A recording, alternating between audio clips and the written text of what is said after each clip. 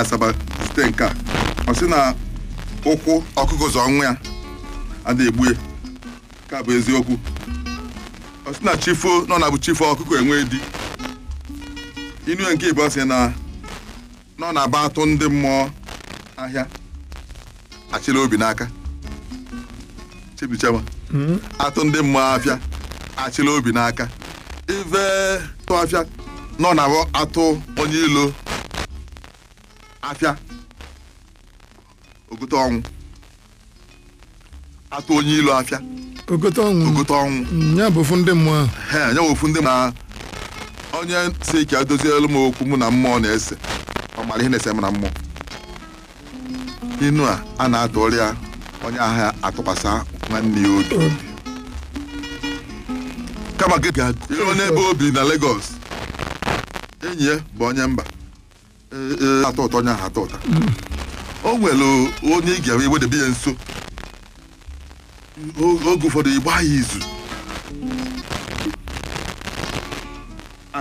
ọsị na ada atalụ nwata atalụ n'olu ha na-atalụ nwata atalụ n'olu elu ọ sị n'ụbọchị amụ nwoke ka ọ tọrọ nne ya eziokwu ụbọchị amụ nwoke ọ tọrọ nne chimdi eziokwu mmalụ mmanwụ ọ bụrụ nne ya ọgbọ ifugo nwata mmalụ mkpụrụ nne ya ọgbọ ya ọtọ nne ya ewere okwu wee mmele okwu ọgbọ ofekegharị ewere okwu mmele okwu ọgbọ ofekegharị na ewere okwu mmele okwu atụ inu oyi tụ inu wee iji okwu mmele okwu agwakọ okwu ọnụ nwoke ọcha a na-ayọ bụ onye Oguta dị n'Imo steeti ọ sị na ibe ji enye nwata n'aka na-ada arụ ya n'ọkụ ibe ji enye nwata n'aka ada arụ ya n'ọkụ ife eji dada arụ ya n'ọkụ bụ ibe ji ahụ eghego n'aka ụmụ abanụ inu ede abụọ nke mbụ sị na ụmụnne na-abụọ n'ụba ọgụ onye ọbịa akpala na nna ha Timdi n'ụba ọgụ onye ọbịa akpala na nna ha tigirala ya ọnụ adịbụ wee nwere atụrụ onye etiti bụrụ onye eto ọnya bụ ife na-eme n'inu a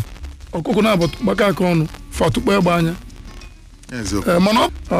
agba gburugburu ọbụla ikpe elu ma agba girigiri agbara mmadụ wunye n'ime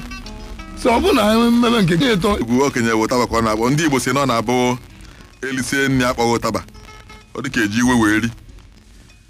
agbafe ha n'okpuru ogidi oge ibie na-agbafe ọ dị ka nna ya soro wee mụta nwoke na-agba nke a ka anyị toto na onweghị onye etiri ihe etiri mgbada ka imi dapụ ya n'imi onwere onye etiri ihe etiri mgbada ka imi dapụ ya n'imi esi na onye nwere ofu akụ a na-agbata ya aka o nwere ofu akụ ka iji wee jewe ndị ọfịa onye nwere ebute okpiri ụfọdụ ebute onike ụfọdụ ebute amụnye ndụkwa ike anyom ya mekwu n'isi bunye bụ ogidi mgbe ka anyị na-ezukọ